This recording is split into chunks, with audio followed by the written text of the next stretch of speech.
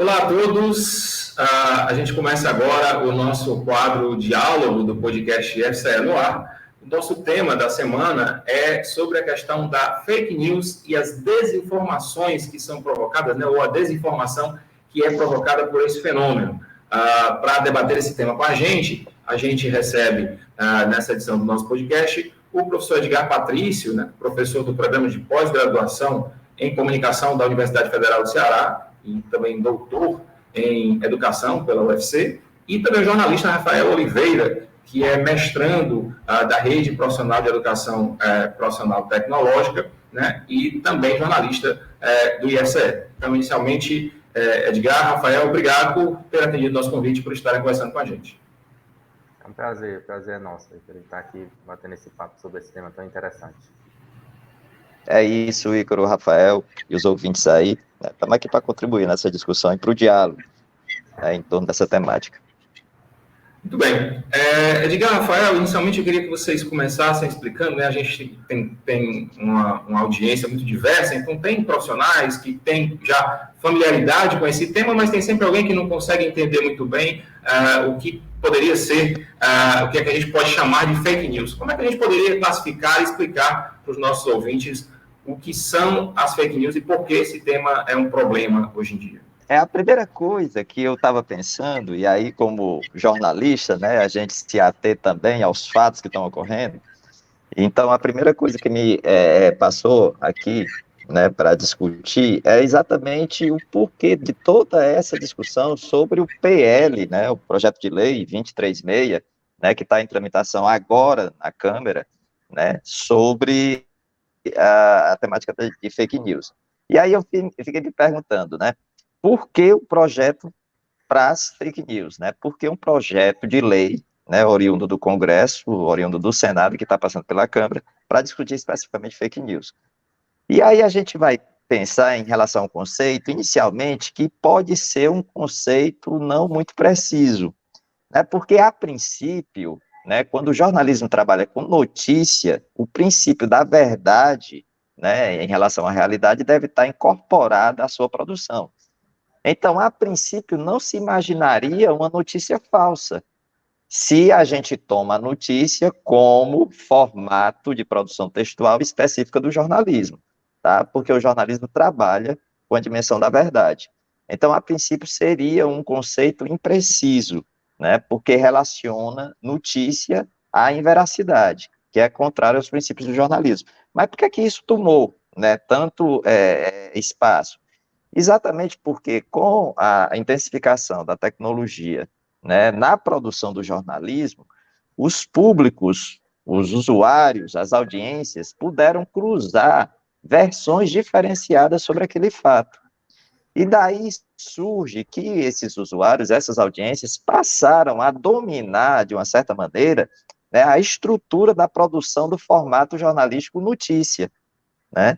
Então, mesmo não dominando, não tendo acesso diretamente à técnica, mas a partir do cruzamento dessas versões, eles puderam e começaram a produzir também informes sobre aqueles fatos que eram noticiados pelos meios de comunicação, pelo jornalismo, né? Daí que surge a discussão sobre os atos de jornalismo, ou seja, a audiência, os usuários, né, produzem informes com a mesma estrutura da notícia produzida pelo jornalismo que é produzida, né? Então, daí vem essa discussão, e daí vem as fake news, ou seja, fake news, eu incorporo o conceito mais relacionado a esses atos de jornalismo do que propriamente as notícias produzidas pelo jornalismo.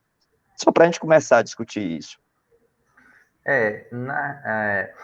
Quando a gente rodou aí algumas escolas fazendo umas palestras sobre fake news, eu sempre começava dizendo que a fake news é aquela notícia que não é realidade, isso é, no popular, né, a mentira, mas que ela é jogada nas redes sociais como se fosse verdade. E como o professor Edgar falou, ela ganhou esse formato, porque atuando muitas vezes em interesse de grupos, de políticos, sobretudo na política, se cria blogs, se criam sites que você tem um formato de notícia como se fosse uma notícia realmente bem escrita, verdadeira, mas que o seu conteúdo não é verdadeiro. E aí tem várias nuances que a gente pode ir conversando aqui ao longo do bate-papo, que às vezes você pega uma informação, o cerne da informação, ela é verdadeira naquela notícia, mas o conteúdo total, ele joga fake news pelo meio. Então, por isso que às vezes não é tão fácil de se identificar, porque não é uma notícia completamente mentirosa, mas é uma notícia que ela distorce os fatos, né? Que ela leva a outro tipo de interpretação que não é verdadeira. Por isso que esse tema da fake news, esse tema ganhou tanta repercussão e vem sendo tão abordado nos dias de hoje. E vamos pensar o seguinte também, né, Rafael e Ícaro, e fake news, né, com esse formato, com essa dimensão, não é coisa nova, né? Então, fake news, nessa dimensão que a gente está discutindo, sempre existiu. Eu me lembro, por exemplo, já que uma das consequências mais fortes das fake news, por exemplo, é nos momentos eleitorais, né, nas campanhas eleitorais, que a gente vivenciou recentemente, eu me lembro, por exemplo, dos panfletos apócrifos, né, que apareciam impressos, né, nas campanhas quando a gente não tinha, né, a internet tão disseminada. Então você tinha os panfletos apócrifos, que geralmente, apócrifos, ou seja, sem autoria, né, que apareciam geralmente às vésperas da eleição, né, no dia anterior, no próprio dia da eleição, e que mexiam, né, com o eleitorado na perspectiva de trazer informações, né, que não condiziam com a realidade. Então, aquilo era fake news também, né? Então, a fake news não é um fenômeno novo. O que é novo é a capacidade de que a utilização da internet, do ambiente digital, virtual, possibilitou de disseminação dessas fake news, né? Fofoca sempre existiu, né? Agora, a possibilidade de disseminação, a potencialização dessa disseminação através da internet e do ambiente virtual é que causou ou causa essa celeuma em torno da repercussão e do impacto, né, da disseminação dessas fake news. Muito bem, pessoal. É exatamente essa boa lembrança aí do Edgar em relação aos panfletos apócrifos, né, que já existe de longa data nas campanhas eleitorais, mostra que esse não é um fenômeno, pelo menos assim, no sentido de espalhar inverdades, não é algo tão novo.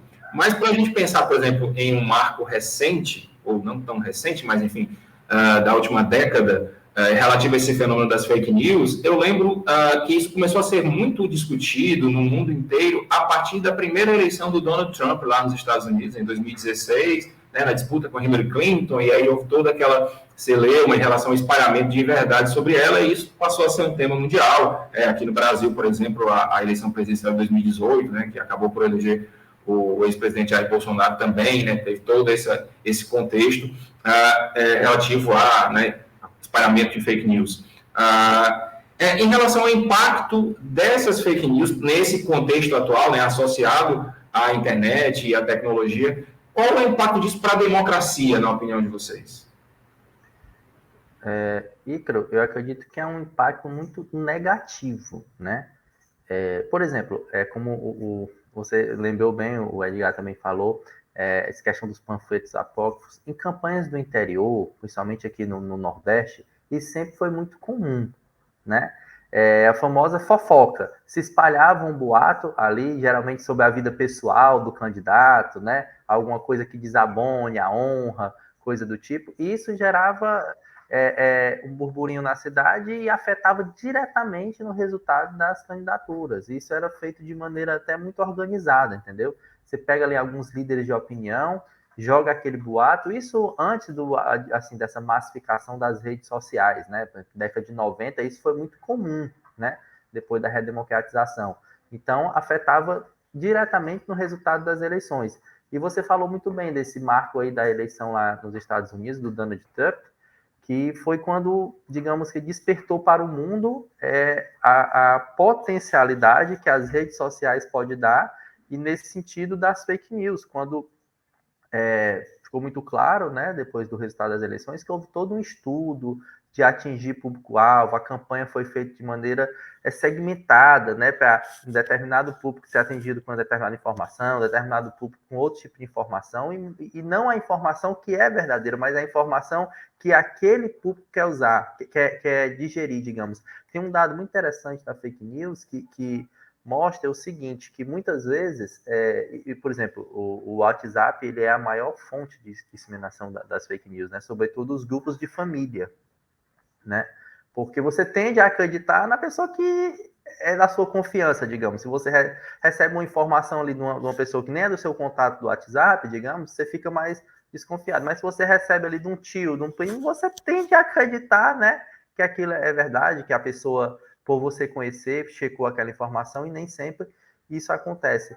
Então, há uma coisa interessante que eu já vi, que às vezes a pessoa recebeu aquela determinada informação, ela até sabe que é fake news, mas ela gostou porque está favorecendo o político que ela está apoiando, então ela vai jogar para frente, entendeu? Sabe que não é verdade, mas no período de eleição, e que a gente, infelizmente, cada vez mais vê o vale tudo, né? Vale tudo para se ganhar uma eleição, vale tudo, vale disseminar fake news, vale tirar a honra de maneira brutal de qualquer candidato, e aí se parte realmente para esse tipo de coisa. Então, eu acho que o impacto disso é direto, certo?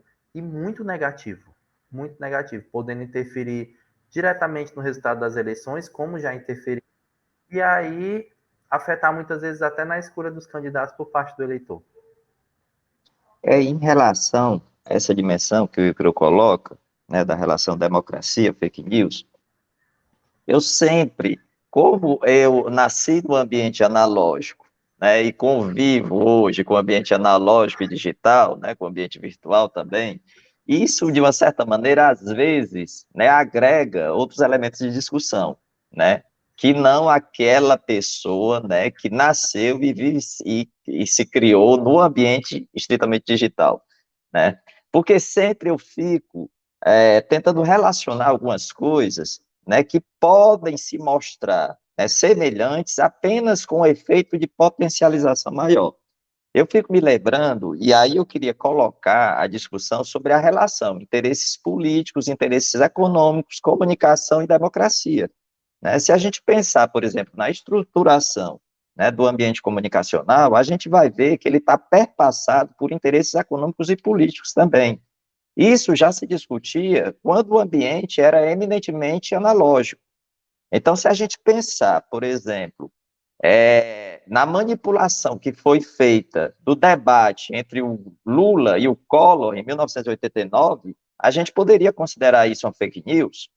Ou um direcionamento à fake news, quando você tem, por exemplo, que na edição do debate que aconteceu, houve uma proeminência, né, de todas aquelas características que o Collor colocava, como sendo um homem, um machão, não sei o quê, daquilo roxo, tá.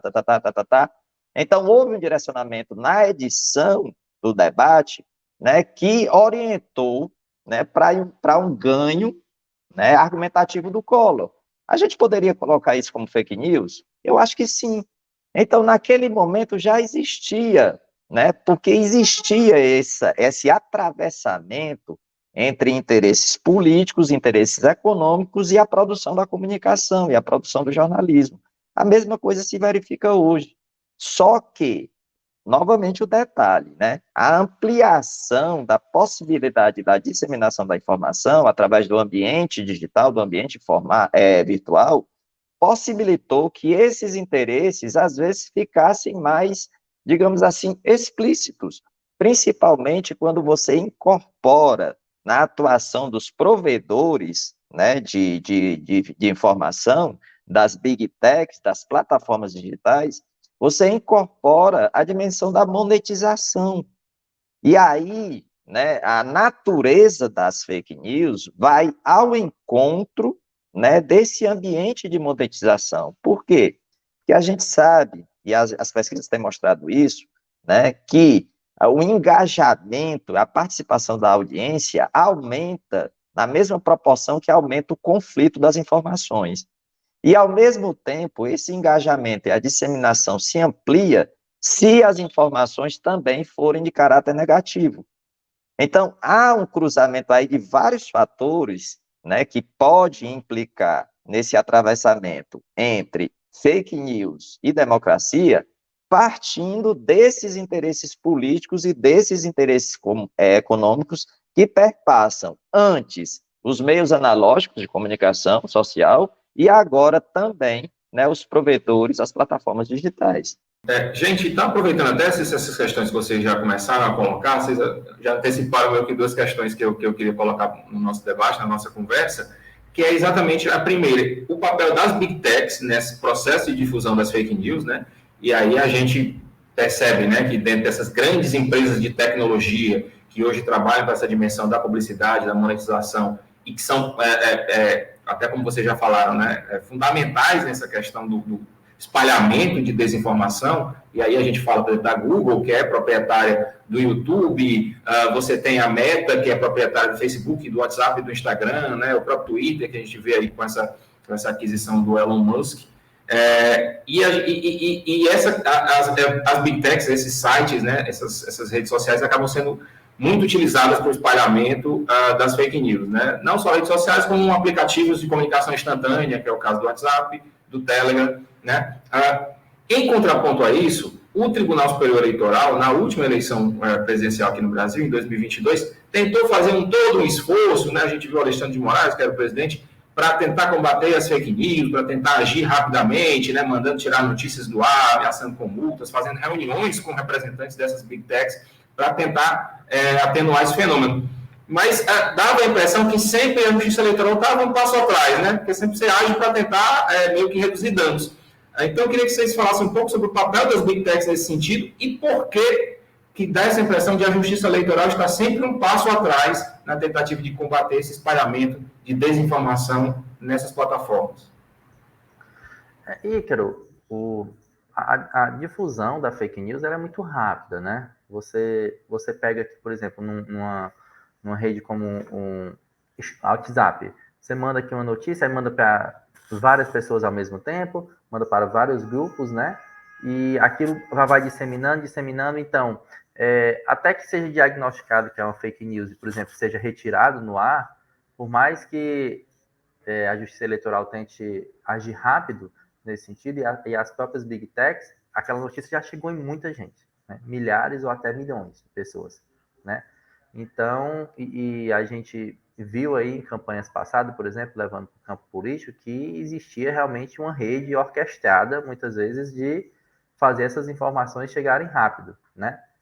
Pessoas que estavam ali a serviço disso e até empresas, escritórios contratados para isso, para fazer com que essas notícias se difundissem bem rápido entre a população e depois que você assimila, a Justiça Eleitoral pode determinar que se tire do ar, pode determinar multa a quem difundiu a fake news, pode determinar multa até a própria empresa que não retirou mais rápido ainda, mas aquela informação ela já atingiu, já chegou em milhares de pessoas. E aí, tirar da cabeça daquelas pessoas que aquilo é verdade ou não, é difícil, né? Porque por mais que esse termo hoje, fake news, esteja muito difundido e na boca miúda mesmo das pessoas, o pessoal diz, não, isso é mentira, mas a gente já viu por vários exemplos, e não só no campo político, mas como você falou, na questão da pandemia e em tantos outros, que depois que a notícia chega, as pessoas tendem algumas, né, acreditam e não tem no mundo quem tire dentro da cabeça. Não tem, a justiça não tem o poder de entrar dentro da cabeça da pessoa e tirar. Lógico que a informação e a educação e a conscientização tem um papel muito importante. Mas eu acho o seguinte, que mesmo que a sensação seja de enxugar gelo, como você disse, de estar sempre ali um pouco atrás, não se deve buscar, não se deve deixar de lado realmente a busca pelo combate da fake news. E esse trabalho passa, sem dúvida, pela esses grandes grupos que controlam essas mídias. Eles têm a capacidade de realmente cada vez mais criar mecanismos de identificar, certo? E tentar realmente, o que eu vejo, punir. Eu acho que a grande sacada é punir os difusores e os produtores, sobretudo, das fake news. As pessoas que estão aí produzindo fake news de maneira, como é que eu posso dizer, proposital, com o objetivo de atingir um determinado fim. Então, eu acho que esse é o grande início, o grande pontapé inicial para que a gente possa ter uma diminuição de maneira acentuada das fake news. É a punição, né? Não é possível que a pessoa, porque está ali com um celular na mão, possa pegar uma determinada notícia, produzir aqui e sair compartilhando e difundindo uma notícia que pode ter consequências enormes, por exemplo, no campo da saúde, como foi na questão da Covid, a gente viu, por exemplo, são vidas, né? São vidas, pessoas que não quiseram tomar determinado tipo de medicamento, que toda a comunidade médica de pesquisa mundial estava defendendo, e etc., por conta de notícias que não são verdadeiras. Eu queria colocar essa sensação, né, que a gente tem, que o Ícaro, né, explicita bem, ou seja, de correr atrás do prejuízo, né? Como é que a gente faz para inverter essa situação? E aí eu queria colocar, assim, novamente chamar a atenção para que a velocidade de disseminação da informação é muito rápida, né? E tão é mais rápida quanto mais essas big techs, né, são remuneradas por essa disseminação. Então, quanto mais pessoas são alcançadas por essa informação, seja verdadeira, seja falsa, seja fake news, né, mais remuneração cai, né, no cofre, né, das big techs. Então, o processo de impulsionamento, né, na disseminação dessa informação não estava regulamentado. Eu acho que essa é uma grande discussão que a gente pode colocar aqui e que está inserida dentro do projeto, né, do PL, Projeto de Lei 236, né, o projeto da fake news, que tenta colocar outros parâmetros em relação a essa regulação do processo de disseminação e principalmente impulsionamento, né?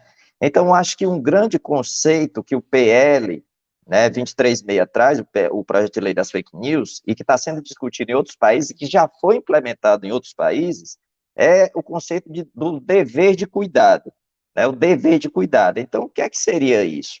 O dever de cuidado é exatamente uma ação que tem que ser tomada pelas big techs ou pelas plataformas digitais, pelas empresas, né, que possibilitam a disseminação dessas informações, de agir preventivamente. E aí, Ícaro, eu acho que isso coloca, talvez, uma possibilidade da gente não somente correr atrás do prejuízo, mas tentar evitar o prejuízo, né? Então, o dever de cuidado indica medidas que as big techs devem tomar no seu processo de impulsionamento, né, na disseminação dessas informações, porque esse impulsionamento, muitas vezes, e quase sempre, é pago, ou seja, tem outra empresa, tem outra pessoa que tem interesse na disseminação daquela informação, e ela paga para que aquela informação alcance o maior número possível da audiência. A Big Tech, nesse sentido, a partir do dever de cuidado, tem que tornar transparentes quais são os processos e os meios que ela utiliza para dar esse impulsionamento a essa informação. E aí, com essa transparência, a própria audiência, né, o usuário, pode ficar mais consciente de como ele é alcançado por esse impulsionamento. Então, eu acho que é uma discussão interessantíssima que daqui para frente talvez paute, né, esses diálogos sobre a questão das fake news e a questão e essa sensação da gente sempre correr atrás do prejuízo ou de estar enxugando o gelo. Quando você age preventivamente, né, e dando transparência a esses processos de impulsionamento que, no final das contas, geram a monetização, ou seja, geram o dinheiro, a sustentabilidade financeira dessas big techs, a gente vai começar a perceber, né, como são esses processos e a se precaver em relação a esses processos. Isso incluindo, inclusive, o usuário comum, não precisa ser nenhum especialista em fake news, em jornalismo, para você poder se precaver, né, em relação ao tipo de informação que você está recebendo. né? Então, eu acho que essa é uma possibilidade, e se tiver oportunidade, a gente pode discutir um pouco mais, né, sobre esse assunto, sobre esse conceito do dever de cuidado, né, que é incorporado pelo projeto de lei 23B, o projeto das fake news. Pronto, a gente vai falar ainda, eu pretendo, o tempo está correndo, mas enfim, que a gente fale um pouco sobre a questão do projeto, mas antes disso, eu queria perguntar a vocês qual seria o papel do jornalismo profissional nesse sentido, né, nessa questão do combate à desinformação e às fake news. O Edgar lembrou muito bem a questão do debate de 89 entre Collor e Lula, né, que, enfim, toda uma questão relativa a papel da Rede Globo naquele sentido, né? A própria emissora depois reconheceu, anos depois, né, que houve um erro, entre aspas, né, um erro na edição daquele debate. Então, assim, a gente sabe que empresas de informação, de comunicação, do jornalismo profissional, cometem erros, mas também têm seus interesses políticos, econômicos e tal. E, de uma certa forma, a gente consegue, como especialistas em comunicação, mas até quem não é, pessoas comuns, identificar, sei lá, tendências, enviesamentos na cobertura, por exemplo, política. Mas essa questão do combate à desinformação, ele passa para além desse campo político, né? O Rafael já citou aí a questão da pandemia, a gente viu muito isso, né, durante a pandemia, né, fake news sobre Covid-19, sobre a própria pandemia, né, minimizando os riscos da doença, e a gente teve essa quantidade absurda, centenas de milhões de mortes no Brasil.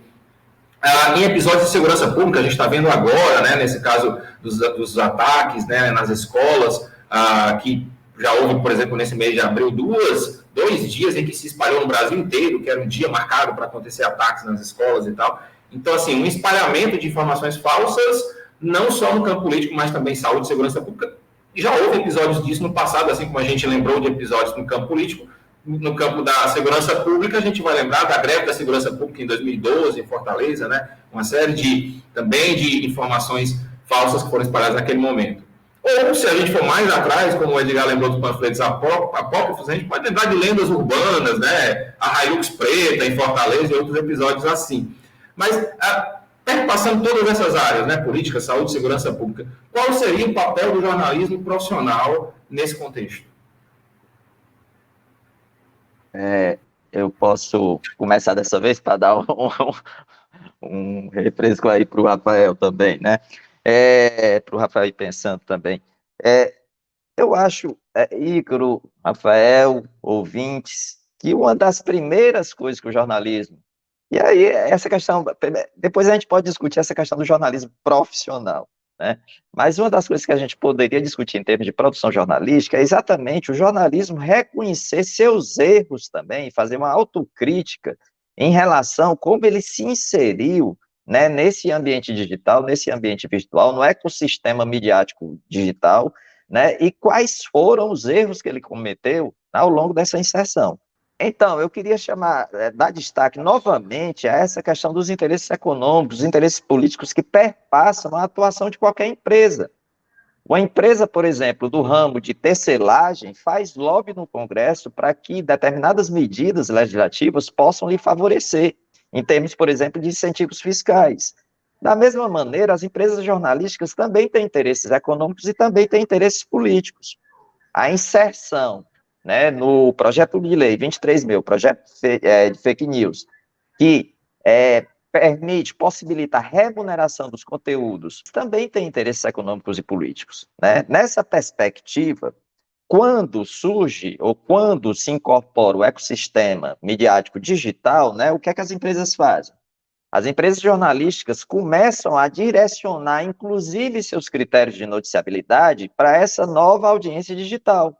Então, você tem as famosas matérias caça-cliques, né? Ou seja, as matérias que não têm uma dimensão inicialmente vinculada, né, ao interesse público, ao interesse social, mas simplesmente aquelas matérias que produzem maior audiência, maior permanência nas páginas dessas empresas jornalísticas e que, por conseguinte, aumentam, ampliam a sua sustentabilidade financeira, aumentam a sua monetização, né? Ou seja, isso reverte em termos de dinheiro para as empresas jornalísticas. Então, o que é que as empresas jornalísticas fizeram a partir da questão das matérias caça-cliques? Começaram, né, de uma certa maneira, começaram digamos assim, dispensar o processo de checagem da informação. Então, as próprias empresas jornalísticas, a partir dessas matérias, na ânsia de publicar os fatos de maneira assodada, de maneira apressada, né, atrás do furo, que a gente chama no jornalismo, né, ou seja, você dá em primeira mão aquela informação, as empresas jornalísticas começaram a diminuir o processo de checagem dessa informação.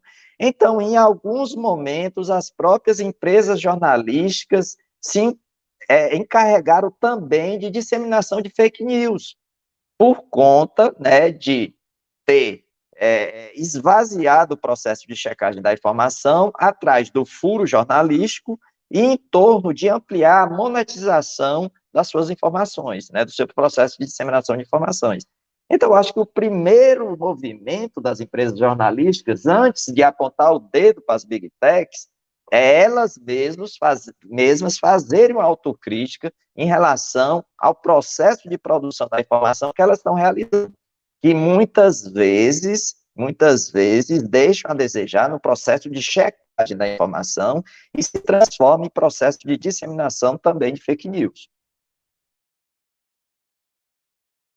Eu vou pegar até o gancho aí do que o professor falou sobre essa questão de que as empresas deixaram de checar a informação, me fez lembrar um livro que é bem conhecido, que é o Acredite, Eu Estou Mentindo, né? Confissões de um Manipulador das Mídias, que o autor é o Ryan Holiday, que ele trabalhou muito tempo em agência e ele lá fala vários e vários casos de como se manipular a mídia, justamente porque, como o Edgar mesmo falou, as empresas jornalísticas muitas vezes diminuíram, enxugaram suas equipes, não dão mais condição do jornalista fazer o trabalho dele na integridade de poder checar a informação, apurar, né? A gente vê que o jornalista está perdendo isso, né?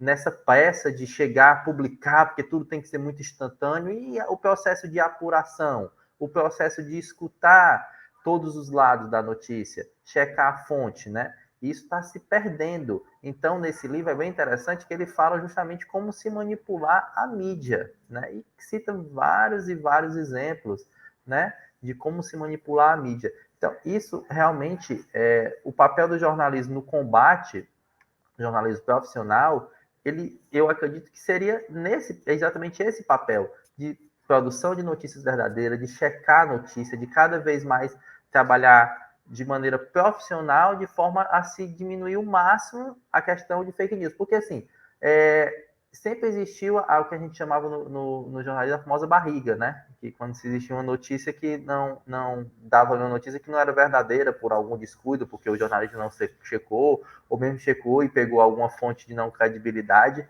mas hoje em dia está demais. Agora, uma coisa que eu vejo muito complicada hoje é porque os grandes veículos de comunicação, por exemplo, aqui no Brasil, eles explicitaram muito os lados políticos, né? Que eles têm interesses políticos, e isso é óbvio e é evidente, né? Políticos e econômicos, mas houve uma coisa mais explícita, por exemplo. Muito ficou claro, e como o próprio professor falou, não precisava nem ser da área da comunicação para identificar que, por exemplo, na última campanha, quem era eleitor do então presidente Jair Bolsonaro acabou criando-se um pouco de aversão à Rede Globo e sendo mais tendencioso a assistir a emissora Record e vice-versa, quem estava mais... Jovem Pan, né? O Jovem Pan, e quem estava com o eleitorado do Lula já estava mais, por incrível que pareça, mais na audiência da Globo, e aí se criou ali uma dualidade, entendeu? E aí, por exemplo, quem era do lado X achava que toda notícia que saía na outra emissora era mentira, e vice-versa, né? Cansei de ver pessoas, eleitores do então presidente Jair Bolsonaro, a notícia da Globo é mentira. Quer dizer, descredibilizando totalmente o veículo de comunicação, e também como vi ao contrário, quando sai alguma notícia, como você mesmo disse, na Jovem Pan ou na Record, o eleitorado do Lula dizer logo, não, isso já é mentira. Quer dizer, e aí a gente vê todo o papel do jornalismo profissional, nessa hora, sendo jogado na lata do lixo. Por quê? Porque por conta do interesse político e do interesse econômico, né, que é muito grande dos veículos de comunicação, que veio latente, veio explicitamente na eleição, acabou se tornando essa dualidade. Então, isso é muito complicado, né? E isso, na minha opinião, vai na contramão do combate às fake news. Pelo contrário, vai se acentua, porque aí cada vez mais as pessoas estão lá nas redes sociais e acreditando nas notícias que elas querem acreditar. Esse é o grande problema que eu acho nas fake news. Não é você acreditar numa notícia que você não sabe se é verdadeira ou não. Eu acho que o pior de tudo nesse lance das fake news é quando você sabe que a notícia não é verdade, mas mesmo assim você sai difundindo, você sai espalhando, porque você está querendo defender um determinado interesse seu. Isso aí realmente é o ponto mais complicado, e é aí que eu acho que a justiça, juntamente com as big techs, tem que entrar. Mas aí, como o próprio Edgar falou, nessa questão do impulsionamento, que cada vez mais, quanto mais se impulsiona, mais é dinheiro que vai caindo lá na conta dos grupos, aí, quer dizer, entre ter uma boa informação e entre ter informação verdadeira, ou estar arrecadando milhões, né, mensais, o que é que eles vão escolher? Complicado. Gente, a gente está chegando no limite do nosso horário aqui, mas eu não queria deixar que a gente tocasse em 2 pontos com um pouquinho mais de propriedade. Então, dessa vez eu vou meio que dividir os assuntos aqui para a gente não estourar muito o nosso tempo. Queria que o Edgar falasse um pouco mais sobre o projeto de lei que está tramitando no Congresso Nacional e essas iniciativas do governo federal, né, também tentando encampar essa luta contra as fake news. E, em seguida, queria que o Rafael falasse um pouco sobre como as pessoas podem se precaver, podem checar informações. Inclusive, o Rafael tem feito palestras em escolas, né, sobre esse tema e tal, com alunos de ensino médio, ensino fundamental. Então, eu queria que vocês dois abordassem esses 2 temas diferentes. A gente vai quebrar um pouco a lógica do diálogo, mas é para a gente não estourar muito o nosso tempo, tá bom? Tá, eu vou tentar ser rápido aqui, Ícaro, Rafael e ouvintes, e trazer alguns destaques que eu considero interessantes, né, de serem colocados em relação ao PL 23B, o projeto de lei da fake news.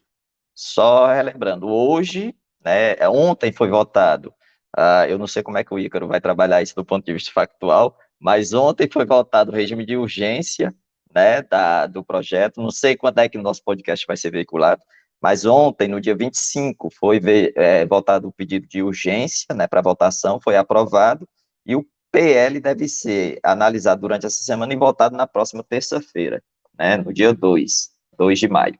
Então, quais são os destaques? Que destaques eu traria aqui? Primeiro, que eu acho que isso ainda não foi mensurado, né, de forma mais aprofundada, é que o PL transforma os provedores de internet em meios de comunicação social. Então, isso eu acho que traz repercussões interessantíssimas do ponto de vista de responsabilização social desses provedores de internet. Porque se você observar a legislação, né, que direciona os meios de comunicação social no Brasil, existe uma dimensão de responsabilidade social que atravessa a atuação desses meios de comunicação, exatamente considerando a informação como um direito humano. Então, eu acho que isso traz repercussões bem interessantes do ponto de vista do que a gente pode exigir, né, da produção ou da veiculação e da disseminação de conteúdos por parte das big techs, das plataformas digitais, dos provedores de internet. E, inclusive, o caminho inverso também. Ora, se os provedores, né, podem ser considerados meios de comunicação social, que características da produção da informação dos provedores a gente pode migrar para os meios de comunicação social convencionais? Por exemplo, a TV, o jornal, né? As outras plataformas, o rádio. Então, determinadas exigências ou determinados direitos da audiência, do usuário, que podem se incorporar a partir do PL, do projeto de lei, aos provedores de internet, de repente podem migrar também esses direitos para os usuários e para a audiência dos meios de comunicação social convencionais.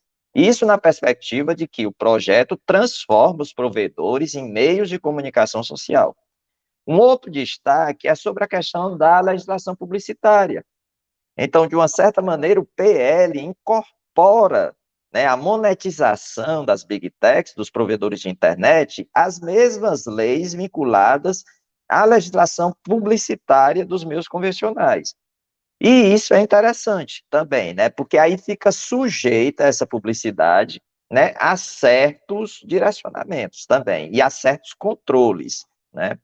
Um outro destaque que eu já chamei aqui a atenção é a questão do dever de cuidado, ou seja, que as big techs, que os provedores de internet ajam preventivamente do ponto de vista de prover transparência aos seus algoritmos, às suas formas de impulsionamento, e que essa transparência chegue até o usuário, chegue até a audiência.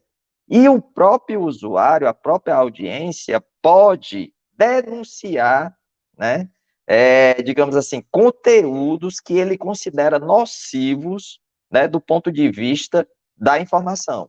Isso também é uma novidade que o PL traz, né? Esse protagonismo do usuário, né? Esse protagonismo da audiência em denunciar conteúdos que podem, segundo a percepção dele, ferir alguns preceitos fundamentais dos direitos, né, colocados pela legislação. Por exemplo, em relação a crianças e adolescentes, que eu acho que é um grande marco do PL, né, trazer essas leis específicas, racismo, crianças e adolescentes, mulheres, homofobia, para dentro, né, desse processo de disseminação de fake news, né, e de coibição dessa disseminação. E eu queria trazer outro destaque, que é em relação a você ver a outra ponta também. A gente trabalha muito no sentido punitivo das big techs, né? Mas aí o PL também incorpora, o projeto de lei incorpora a dimensão educativa também, do que eles estão chamando de alfabetização digital. Ou seja, que o governo, né, e que a sociedade como um todo possa prover esses usuários, essa audiência, de informações que expliquem como funciona o ecossistema midiático, para ele, a partir daí, poder fazer seus juízos de valor acerca daquela informação e ter mais elementos para dizer se aquela informação é falseada ou não. Então, essa questão da alfabetização digital, que a gente trata como, eu acho mais interessante, educação midiática, né, no sentido de você trabalhar na outra ponta, ou seja, não no sentido punitivo, mas a educação sempre vem no sentido preventivo, de você poder prover essa audiência, esses usuários, de elementos que possam ajudá-lo a compreender a estrutura da informação, compreender como ela foi produzida e compreender que interesses estão embutidos na ideia de disseminação daquela informação. E isso eu acho um ganho. São esses os destaques que eu acho que a gente poderia depois discutir cada um de forma específica, Ícaro. Maravilha, rende vários diálogos aí sobre esses temas. Mas, Rafael, eu acho que o professor Edgar já começou até a introduzir um pouco da pergunta que eu te fiz, né? Como as pessoas podem se prevenir, podem identificar as notícias falsas, quando ele fala essa questão da alfabetização digital, da educação midiática, como um dos pontos previstos no PL, né? Sim, com certeza, Heitor. A gente sei que o tempo já está aí estourado, tentar ser bem rápido aqui. É uma das primeiras coisas que a pessoa pode fazer para tentar realmente se livrar dessas fake news, digamos, é checar primeiramente a fonte da notícia, né? Por exemplo, você deve ter acompanhado aí, na última semana vazou até informação, por exemplo, aí no IFCE, um edital de concurso e tudo, e impressionante como essa notícia já estava espalhada, disseminada, e as pessoas acreditando, mas só que quem foi que se deu o trabalho, por exemplo, de entrar no site oficial para ver se o edital estava lá? Porque, logicamente, quando uma instituição vai abrir um concurso desse, né, vai estar lá na página uma notícia, vai estar o edital, e as pessoas não se dão a esse trabalho, né, de checar a fonte oficial. Porque se fosse entrar lá, ou nas redes sociais oficiais da instituição, ou no próprio site, ia ver que não é verdade, né? Então, a checagem da fonte da notícia é muito importante, né? Por exemplo, até a data da notícia, isso é muito importante. A gente vê as pessoas difundindo notícias nos grupos de WhatsApp, notícias antigas, né?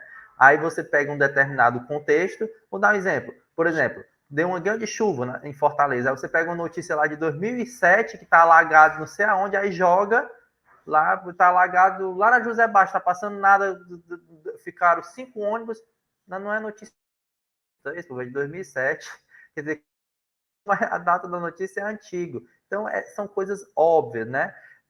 Outra coisa, Se eu recebo uma notícia impactante, como o próprio Edgar falou, que hoje em dia a busca é pelos cliques, vamos buscar em mais de um site, né? Vamos buscar em mais de uma fonte de informação para ver se realmente, porque se tem uma notícia, eu vou dar o presidente norte-americano renunciou. Vai sair só em uma fonte de informação? Não vai, meu povo. Pelo amor de Deus, vai estar estampado nos grandes, né, grupos de comunicação. Então, vamos checar em mais de uma. Outra coisa bastante importante é ler a questão do conteúdo todo de uma notícia, não só a manchete. Hoje em dia o pessoal não tanta informação, é tão rápido que as pessoas não querem mais ter o trabalho minimamente de ler, de checar, né? Ver só a manchete ali, já sai jogando, sai compartilhando, e não é assim.